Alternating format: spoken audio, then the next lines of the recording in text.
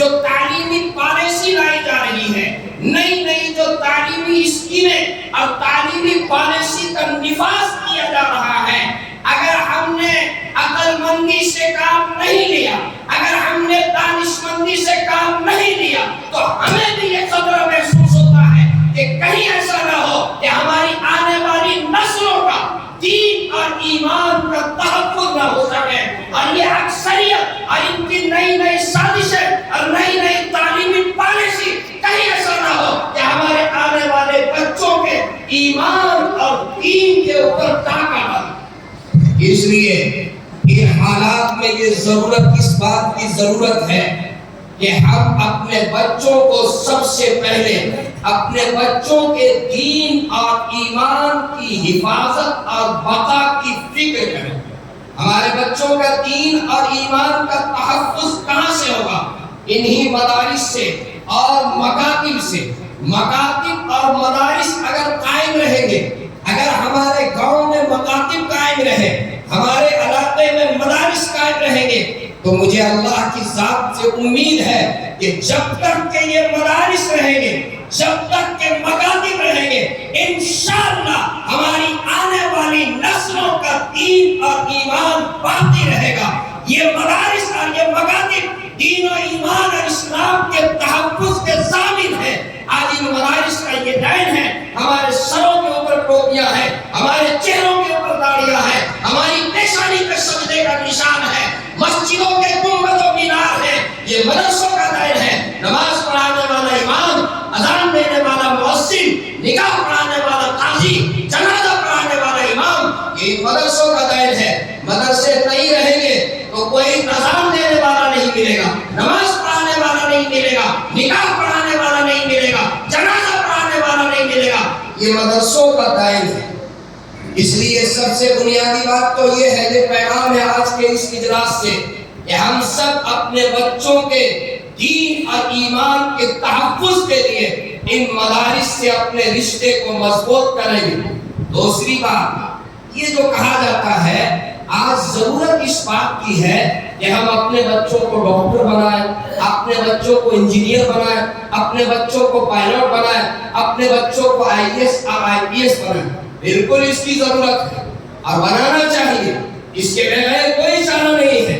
اگر ہم چاہتے ہیں کسی بھی محکمے کے اندر کامیابی چاہتے ہیں، اگر ہم وہاں اپنا حق لینا چاہتے ہیں، ہمارا بچہ ڈاکٹر نہیں، ہمارا بچہ انجینئر نہیں، ہمارا بچہ IAS نہیں، ہمارا بچہ جج نہیں، ہمارے پاس وکیل نہیں، کیسے ہمارے مسئلے حل ہوں گے؟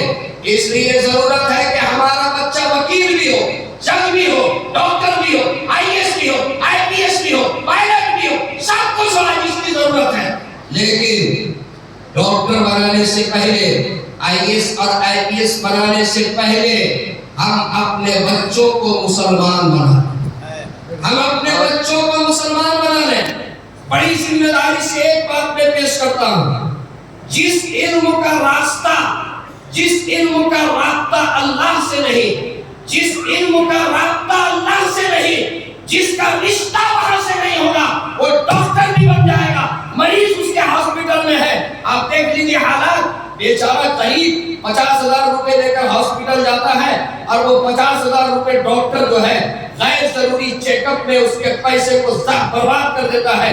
اس کو ذرا بھی ہمدردی نہیں ہوتی کہ یہ غریب آدمی ہے، یہ کہاں سے پیسہ لائے گا، اس کو کوئی ہمدردی نہیں۔ وہ چیک اپ میں 50,000 برباد کر دیا، ابھی اس کا علاج شروع نہیں ہوا، علاج شروع کرنے سے پہلے وہ غریب کا خون چوس لیتا ہے۔ میں بڑی ذمہ داری سے علماء کی موجودگی میں عرض کرتا ہوں، اگر اس ڈاکٹر کا علم، اگر اس کا رابطہ اللہ سے ہوگا، وہ ڈاکٹر بننے سے پہلے، اگر وہ ڈاکٹر مسلمان بنا ہوگا، ڈاکٹر بننے سے پہلے اس کے دل کے اندر خوف خدا اور اس کا تعلق اللہ سے جڑا ہوگا، تو وہ ڈاکٹر بننے کے بعد جو ہے وہ ان کے پاس جو مریض جائیں گے ان کے ساتھ وہ صحیح معاملہ کرے گا، کبھی ان کے ساتھ غلط معاملہ نہیں کرے گا۔ اسی طریقے سے ہمارا بچہ کوئی ضلع کا کلکٹر بن جائے، عدالت میں جج بن جائے، وہ ضلع کا کلکٹر بننے کے بعد وہ فیصلہ صادر کرے گا۔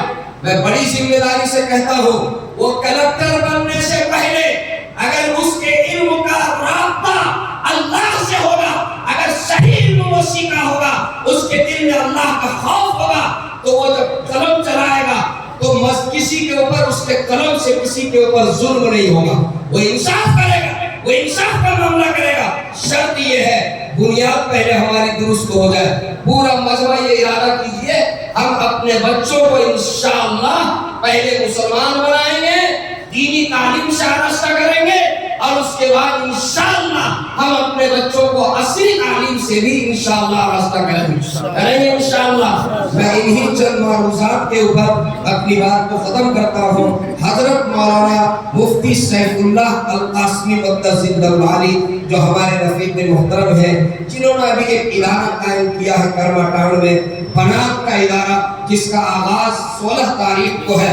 حضرت مفتی صاحب یہاں تشریف رکھتے ہیں، اور شروع سے مولانا رستم قاسمی کی معیت اور ان کی رفاقت اور ان کا تعاون وہ کرتے چلے آئے ہیں۔ میں مولانا کو بھی مبارکباد پیش کرتا ہوں۔ حضرت مولانا مفتی غلام رسول صاحب قاسمی جو ہمارے علاقے کے شیخ، جو بہت جامع عالم دین ہیں، اپنے ادارے میں وہ شیخ الحدیث ہیں، اور حدیث میں ان کی بڑے خدمات ہیں۔ ایک نہیں کئی کتابیں انہوں نے الحمدللہ تصنیف کی، 20 کتابیں حضرت مفتی صاحب کے تصنیفات میں سے ہیں۔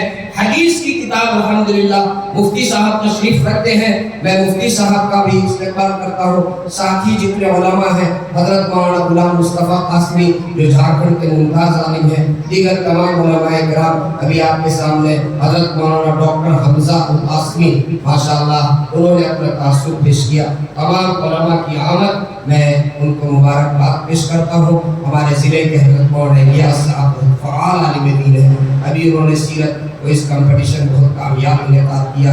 تمام علماء اور دانشوروں کا استقبال، اور بالخصوص اپنے یہ 2 معزز مہمان، اور ان مہمانوں کو یہاں تک لانے میں جو معاون رہے، اس مدرسے کے شورا کے رکن ہیں ہمارے محترم جناب اسماعیل صاحب، میں یہ صدر ہیں اس مدرسے کے، وہ صدر ہیں۔